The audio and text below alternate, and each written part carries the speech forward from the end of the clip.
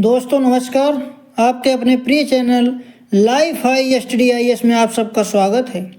दोस्तों आज हम लोग राजा महेंद्र प्रताप सिंह राज्य विश्वविद्यालय अलीगढ़ के B.Ed थर्ड सेमेस्टर एग्जाम 2024-25 का पेपर 302 अर्थात विद्यालय प्रशासन एवं प्रबंधन यानी स्कूल एडमिनिस्ट्रेशन एंड मैनेजमेंट का फुल प्रैक्टिस सेट 8 हल करेंगे। दोस्तों इस प्रैक्टिस सेट में विद्यालय प्रशासन एवं प्रबंधन से जुड़े हुए 80 बहुत ही महत्वपूर्ण प्रश्नों को हम लोग हल करेंगे।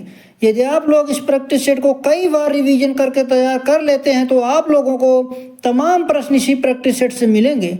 दोस्तों प्रश्नों पर आने से पहले एक रिक्वेस्ट है, चैनल को अब भी सब्सक्राइब नहीं किए हैं तो प्लीज़ चैनल को सब्सक्राइब जरूर करें और वीडियो को अपने मित्रों तक शेयर करें ताकि ज़्यादा से ज़्यादा छात्र छात्राओं को लाभ मिल सके। साथ ही वीडियो को लाइक कमेंट करके अपनी प्रतिक्रिया जरूर दें।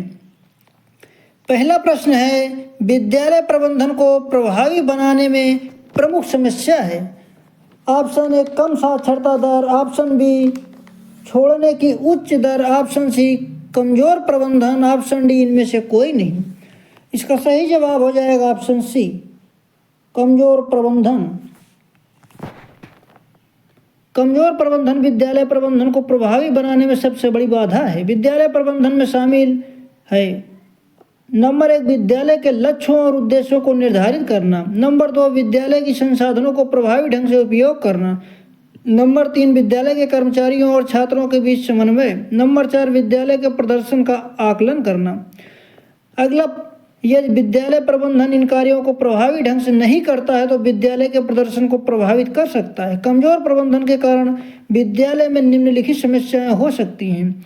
नंबर 1 छात्र में उपलब्धि में कमी, नंबर 2 विद्यालय छोड़ने की उच्च दर, नंबर 3 विद्यालय के संसाधनों का कुप्रबंधन, नंबर 4 विद्यालय के कर्मचारियों और छात्रों के बीच मतभेद। अतः विद्यालय प्रबंधन को प्रभावी बनाने में प्रमुख समस्या कमजोर प्रबंधन है। अगला प्रश्न है, प्रभावी विद्यालय प्रबंधन के लिए एक सफल मापदंड है। इसका सही जवाब हो जाएगा ऑप्शन बी प्रदर्शन सुधारना। दोस्तों हम लोग सही ऑप्शन ही देखेंगे ताकि आप लोगों का समय बच सके। अगला प्रश्न है, प्रधानाचार्य की मुख्य जिम्मेदारी है। इसका सही जवाब हो जाएगा ऑप्शन ए निर्देशात्मक एवं योजना में नेतृत्व प्रदान करें।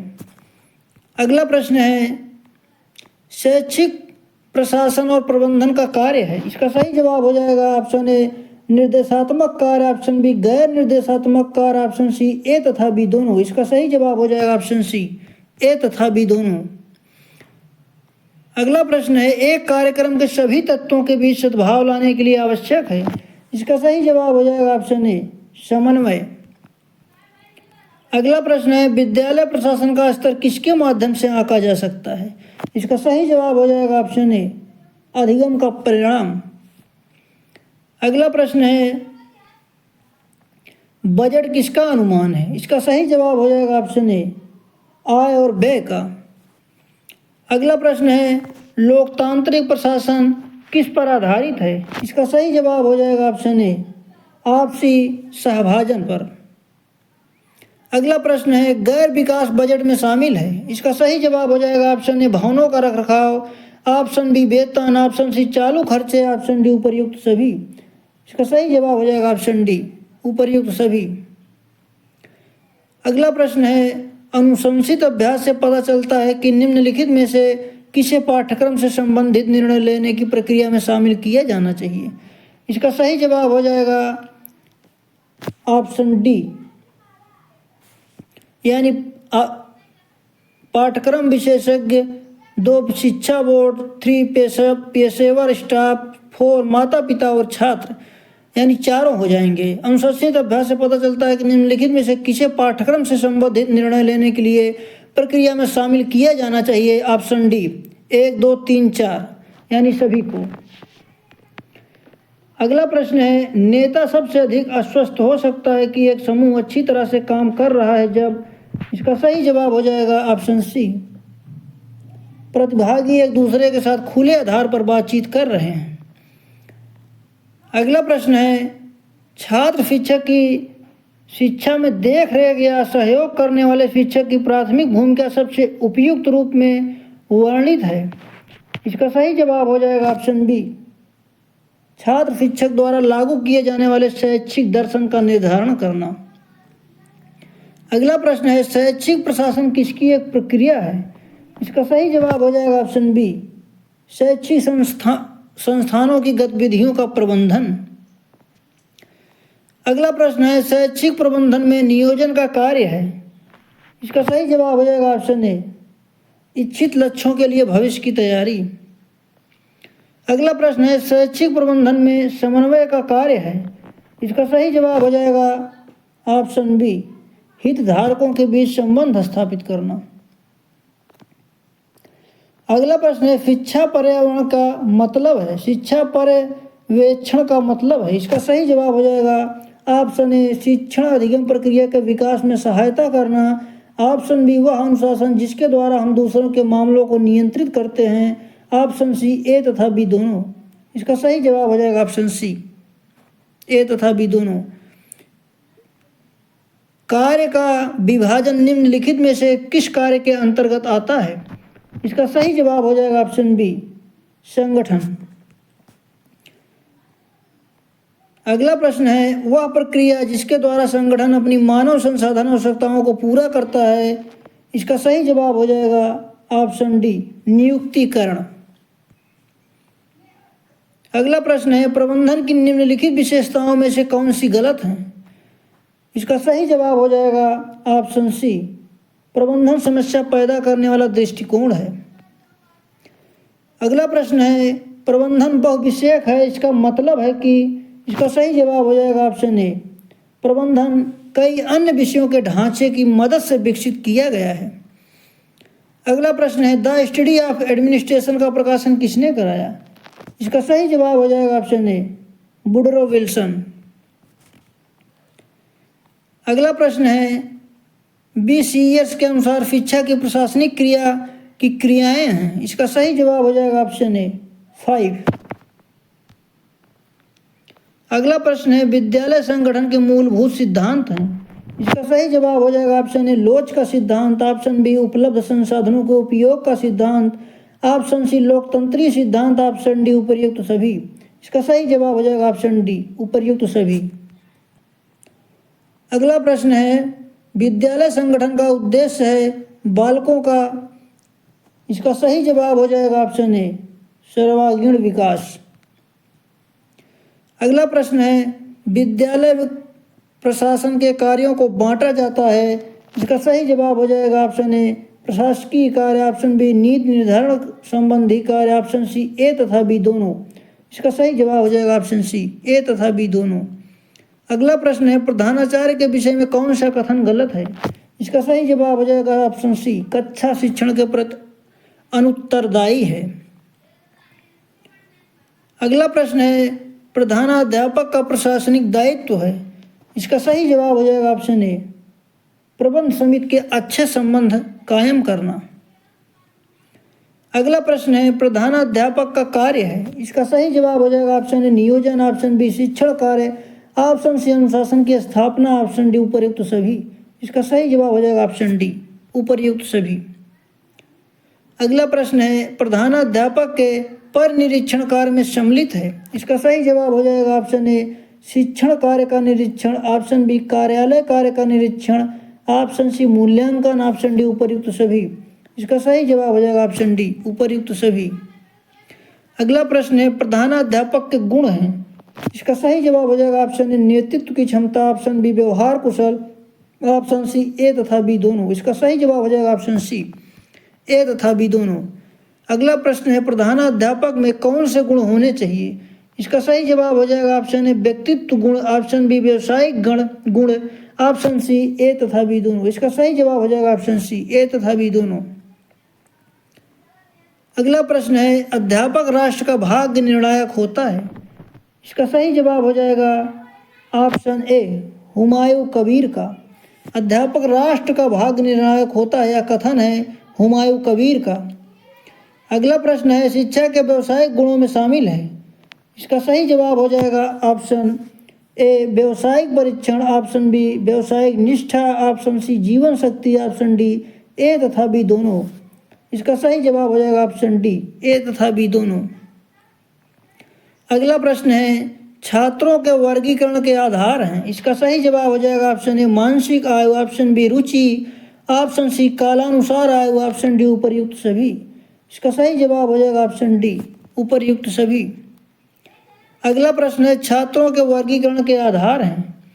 इसका सही जवाब हो जाएगा ऑप्शन ए मानसिक आयु, ऑप्शन बी रुचि, ऑप्शन सी कालानुसार आयु, ऑप्शन डी उपर्युक्त सभी। इसका सही जवाब हो जाएगा ऑप्शन डी उपर्युक्त सभी। अगला प्रश्न है शिक्षक की जवाबदेही पर किसने बल दिया है। इसका सही जवाब हो जाएगा ऑप्शन सी राष्ट्रीय शिक्षा नीति 1986। अगला प्रश्न है विद्यालय की स्थिति कैसे स्थान पर होनी चाहिए। इसका सही जवाब हो जाएगा ऑप्शन डी ऐसे स्थान जहां जलवायु व भूमि न तो अधिक शुष्क हो और अधिक नम। अगला प्रश्न है कक्षा में सीटों की व्यवस्था की जा सकती है। इसका सही जवाब हो जाएगा ऑप्शन ए क्षैतिज रूप में, ऑप्शन बी शीर्षात्मक रूप में, ऑप्शन सी अर्धगोलाकार ढंग से, ऑप्शन डी उपर्युक्त सभी। इसका सही जवाब हो जाएगा ऑप्शन डी उपर्युक्त सभी। अगला प्रश्न है पुस्तकालय विद्यालय का हृदय है किसका कथन है। इसका सही जवाब हो जाएगा ऑप्शन ए जॉन डीवी। अगला प्रश्न है छात्र अध्यक्ष में गुण होना चाहिए। इसका सही जवाब हो जाएगा ऑप्शन ए कुशल संगठनकर्ता, ऑप्शन बी न्यायप्रियता, ऑप्शन सी नेतृत्व क्षमता, ऑप्शन डी उपर्युक्त सभी। इसका सही जवाब हो जाएगा ऑप्शन डी उपर्युक्त सभी। अगला प्रश्न है एमबीओ उद्देश्यों द्वारा प्रबंधन, जिसे योजना द्वारा प्रबंधन के रूप में भी जाना जाता है, किसके द्वारा तैयार की गई थी। इसका सही जवाब हो जाएगा option C Peter F Drucker. अगला प्रश्न है लाइसेज फेयर किस भाषा का शब्द है। इसका सही जवाब हो जाएगा option B French. Laissez faire French भाषा का वाक्यांश है जिसका अर्थ करने दो अर्थात जैसा चाहे वैसा करने दो होता है। अगला प्रश्न है प्रणाली विश्लेषण का मुख्य उद्देश्य क्या है। इसका सही जवाब हो जाएगा ऑप्शन सी शिक्षा प्रशासन एवं प्रबंध को वैज्ञानिक आधार देना। अगला प्रश्न है हेनरी फेयोल द्वारा प्रस्तावित प्रबंधन प्रिंसिपल की संख्या कितनी है। इसका सही जवाब हो जाएगा ऑप्शन सी 14। अगला प्रश्न है किसी भी नई रणनीति पर निर्णय लेने से पहले अपने संगठन की वर्तमान स्थिति का आकलन करने के लिए कौन सा विश्लेषण किया जाता है। इसका सही जवाब हो जाएगा ऑप्शन डी। अगला प्रश्न है SWOT में यश पद क्या विश्लेषण करता है।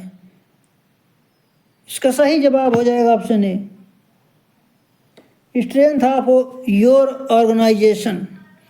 SWOT में यश पद क्या विश्लेषण करता है। Option A strength of your organisation. अगला प्रश्न है दोस्तों NOTQM समग्र संगठनात्मक प्रबंधन के लिए एक संरचित दृष्टिकोण है। इसका फुल फॉर्म है टोटल क्वालिटी मैनेजमेंट। अगला प्रश्न है निम्नलिखित में से किसे इकाई लागत के रूप में जाना जाता है। इसका सही जवाब हो जाएगा ऑप्शन सी संस्थान द्वारा कुल व्यय को छात्रों की कुल संख्या से विभाजित किया जाता है। अगला प्रश्न है TQM को किसके द्वारा विकसित किया गया था। इसका सही जवाब हो जाएगा option A William Deming. TQM इसका आशय कुल गुणवत्ता प्रबंधन से है और इसकी अवधारणा जापान में विकसित की गई थी। इसे एडवर्ड डेमिंग और जोसेफ एम जुरान द्वारा प्रख्यापित किया गया था। अगला प्रश्न है फेयोल के प्रबंधन के 14 सिद्धांतों में कौन सा नहीं है। फेयोल के प्रबंधन के 14 सिद्धांतों में कौन सा नहीं है। इसका सही जवाब हो जाएगा ऑप्शन डी योजना। ऑप्शन ए अधिकार, ऑप्शन बी अनुशासन, ऑप्शन सी केंद्रीकरण, ऑप्शन डी योजना। इसका सही जवाब हो जाएगा ऑप्शन डी। फेयोल ने 14 सिद्धांतों को सूचीबद्ध किया है। नंबर 1 कार्य विभाजन, नंबर 2 अधिकार एवं उत्तरदायित्व, नंबर 3 अनुशासन, नंबर 4 आदेश की एकता, नंबर 5 निर्देश की एकता, नंबर 6 व्यक्तिगत हितों का सामान्य हितों के पक्ष में समर्पण, नंबर 7 कर्मचारियों का प्रतिफल, नंबर 8 केंद्रीकरण एवं विकेंद्रीकरण, नंबर 9 सोपान श्रृंखला, नंबर 10 व्यवस्था नंबर 11 समता, नंबर 12 कर्मचारियों के कार्यकाल में स्थिरता, नंबर 13 पहल क्षमता, नंबर 14 सहयोग की भावना। अगला प्रश्न है, किसे दूरदर्शी प्रबंधन तकनीक कहा जाता है?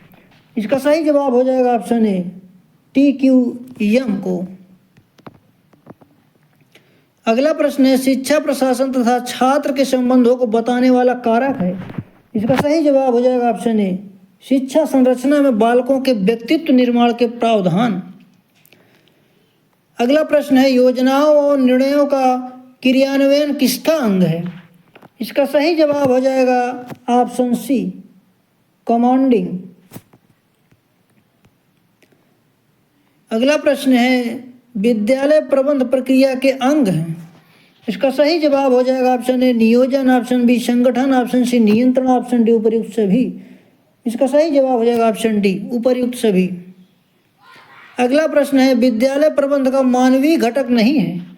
इसका सही जवाब हो जाएगा ऑप्शन बी शिक्षा मंत्री। अगला प्रश्न है, प्रशासन को नीति के रूप में किसने लिया? इसका सही जवाब हो जाएगा ऑप्शन सी प्रोसे। अगला प्रश्न है, द स्टडी ऑफ एडमिनिस्ट्रेशन नामक पुस्तक का प्रकाशन कब हुआ? इसका सही जवाब हो जाएगा ऑप्शन सी सन 1887 में। अगला प्रश्न है, द स्टडी ऑफ एडमिनिस्ट्रेशन का प्रकाशन किसने कराया? इसका सही जवाब हो जाएगा option C Woodrow Wilson. The study of administration का प्रकाशन किसने कराया? Woodrow Wilson. अगला प्रश्न है, बीसीएस के अनुसार शिक्षा की प्रशासनिक क्रिया की क्रियाएं हैं। इसका सही जवाब हो जाएगा ऑप्शन ए 5। अगला प्रश्न है, पुनरीक्षण समिति की स्थापना किसकी अध्यक्षता में हुई? इसका सही जवाब हो जाएगा ऑप्शन बी ईश्वर भाई पटेल। अगला प्रश्न है, राष्ट्रीय शिक्षा नीति 1986 में कॉमन कोर में किन राष्ट्रीय मूल्यों को स्थान दिया?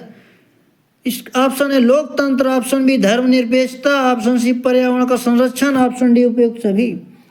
इसका सही जवाब हो जाएगा ऑप्शन डी उपर्युक्त सभी। अगला प्रश्न है, प्रशासन का सामान्य सिद्धांत किसकी अभिव्यक्ति है? इसका सही जवाब हो जाएगा ऑप्शन सी हेनरी फेयोल। अगला प्रश्न है, कार्यालय को विद्यालय का नाड़ी संस्थान कहा है? इसका सही जवाब हो जाएगा ऑप्शन ए रायबर्न। अगला प्रश्न है, प्रबंधन के सिद्धांत कैसे बनते हैं? इसका सही जवाब हो जाएगा ऑप्शन ए अवलोकन व प्रयोग द्वारा। अगला प्रश्न है, फेयोल के कार्य विभाजन के सिद्धांत को निम्नलिखित प्रकार के कार्यों पर लागू किया जा सकता है। ऑप्शन ए तकनीकी, ऑप्शन बी प्रबंधकीय, ऑप्शन सी ए तथा बी दोनों, ऑप्शन डी इनमें से कोई नहीं। इसका सही जवाब हो जाएगा ऑप्शन सी ए तथा बी दोनों। अगला प्रश्न है, समय तालिका के निर्माण में ध्यान रखना चाहिए। ऑप्शन ए विषयों के क्रम में, ऑप्शन बी छात्रों की थकावट का, ऑप्शन सी समय चक्रों के क्रम में, ऑप्शन डी उपर्युक्त सभी। इसका सही जवाब हो जाएगा ऑप्शन डी उपर्युक्त सभी। अगला प्रश्न है, डंडा छूटा बालक बिगड़ा के आधार पर अनुशासन की किस अवधारणा की जन्म मिला? इसका सही जवाब हो जाएगा ऑप्शन ए दमनात्मक। डंडा छूटा बालक बिगड़ा के आधार पर अनुशासन की किस अवधारणा की को जन्म मिला? ऑप्शन ए दमनात्मक। अगला प्रश्न है, अनुशासन की आधुनिक अवधारणा के समर्थक हैं। इसका सही जवाब हो जाएगा option A Dewey, option B Rousseau, option C Pestalozzi, option D उपर्युक्त सभी। इसका सही जवाब हो जाएगा ऑप्शन डी उपर्युक्त सभी। अनुशासन की आधुनिक अवधारणा के समर्थक हैं उपर्युक्त सभी। अगला प्रश्न है, विद्यालय एक सामाजिक संस्था है या कथन है? इसका सही जवाब हो जाएगा ऑप्शन ए डीवी का। अगला प्रश्न है, वैज्ञानिक प्रबंध से लाभों में होती है? इसका सही जवाब हो जाएगा ऑप्शन ए वृद्धि। अगला प्रश्न है, वैज्ञानिक प्रबंध से उपभोक्ताओं का होता है? इसका सही जवाब हो जाएगा ऑप्शन बी लाभ। अगला प्रश्न है, प्रबंध के सिद्धांत हैं। इसका सही जवाब हो जाएगा ऑप्शन ए गतिशील, ऑप्शन बी लोचशील, ऑप्शन सी सार्वभौमिक, ऑप्शन डी उपर्युक्त सभी। इसका सही जवाब हो जाएगा ऑप्शन डी उपर्युक्त सभी। अगला प्रश्न है प्रशासनिक प्रबंध के प्रस्तुतकर्ता थे। इसका सही जवाब हो जाएगा option A Taylor, option B Fayol, option C Terry, option D इनमें से कोई नहीं। इसका सही जवाब हो जाएगा ऑप्शन बी फियोल। प्रशासनिक प्रबंध के प्रस्तुतकर्ता थे ऑप्शन बी फियोल। हेनरी फियोल ने प्रबंध के 14 सिद्धांत प्रतिपादन किए हैं। अगला प्रश्न है वैज्ञानिक प्रबंध के पिता हैं। इसका सही जवाब हो जाएगा option A Taylor. Frederick Winslow Taylor को वैज्ञानिक प्रबंधन का जनक माना जाता है।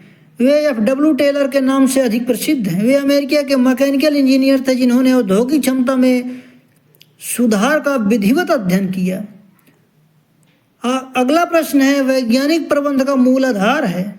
इसका सही जवाब हो जाएगा ऑप्शन ए मानसिक क्रांति। अगला प्रश्न है हेनरी फियोल का जन्म हुआ था। इसका सही जवाब हो जाएगा ऑप्शन बी फ्रांस में। हेनरी फियोल का जन्म हुआ था ऑप्शन बी फ्रांस में। हेनरी फियोल 29 जुलाई 1841 फ्रांस के खनन इंजीनियर तथा प्रसिद्ध सिद्धांतकार थे। अगला प्रश्न है वैज्ञानिक प्रबंध में उत्पादन है। इसका सही जवाब हो जाएगा ऑप्शन ए अधिकतम। अगला प्रश्न है जो किसी समस्या को स्टेप बाय स्टेप हल करता है उसे कहा जाता है ऑप्शन ए एल्गोरिथम। जो किसी समस्या को स्टेप बाय स्टेप हल करता है उसे कहा जाता है ऑप्शन ए एल्गोरिथम। अगला प्रश्न है डीडीएल का पूरा नाम है। इसका सही जवाब हो जाएगा ऑप्शन ए डाटा डेफिनेशन लैंग्वेज। अगला प्रश्न है नोट डीडीएल का पूर्ण रूप या पूरा नाम डाटा डेफिनेशन लैंग्वेज सबसे अधिक इस्तेमाल किया जा रहा है, जिसका उपयोग गवर्नमेंटल मिलिट्री खंड में किया जाता है। अगला प्रश्न है इंफॉर्मेशन फ्लो चार्ट प्रस्तुत करता है। इसका सही जवाब हो जाएगा ऑप्शन ए सिस्टम को ग्राफिकली प्रस्तुत करना। इंफॉर्मेशन फ्लो चार्ट प्रस्तुत करता है सिस्टम को ग्राफिकली प्रस्तुत करना। अगला प्रश्न है निम्न में से सिस्टम एनालिसिस के लिए उपयोग किया जाता है। इसका सही जवाब हो जाएगा option A flow chart, option B decision table, option C A तथा बी दोनों। इसका सही जवाब हो जाएगा ऑप्शन सी ए तथा बी दोनों। दोस्तों इस वीडियो में बस इतना ही।